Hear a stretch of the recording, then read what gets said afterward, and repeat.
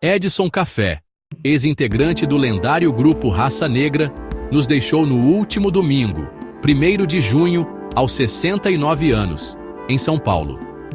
Mas o que choca mesmo é o fim triste dessa história. O músico quase foi enterrado como indigente, sem documentos e sem reconhecimento imediato. Quem foi Edson Café?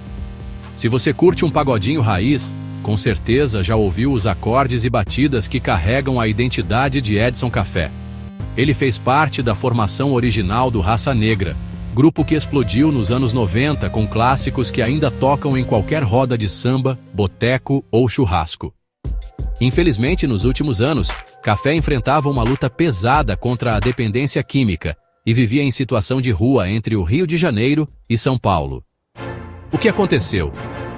Segundo o boletim de ocorrência, Edson foi encontrado desacordado em uma rua da zona leste de São Paulo, levado para a UPA do Carrão, onde sofreu um infarto, foi entubado e acabou transferido para o Hospital Municipal do Tatuapé, onde faleceu. Sem documentos, o corpo foi parar no IML como não identificado.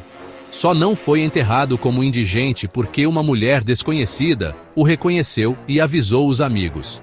Logo depois, seus filhos, Júnior e Fábio, fizeram o reconhecimento oficial.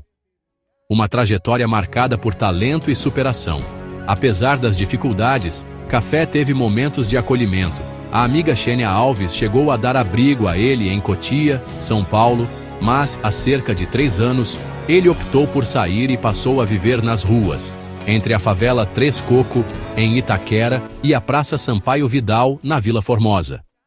Mesmo longe dos palcos, ele seguia tentando sobreviver como podia, trabalhando como guardador de carros, um nome que marcou a música brasileira.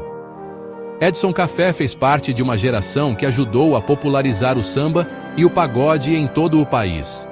Seu talento e sua contribuição para o Raça Negra são inegáveis, e sua história merece ser lembrada com o respeito que ele conquistou. Que descanse em paz, Café. Que sua batida continue ecoando onde houver amor pela música. Curtiu a matéria?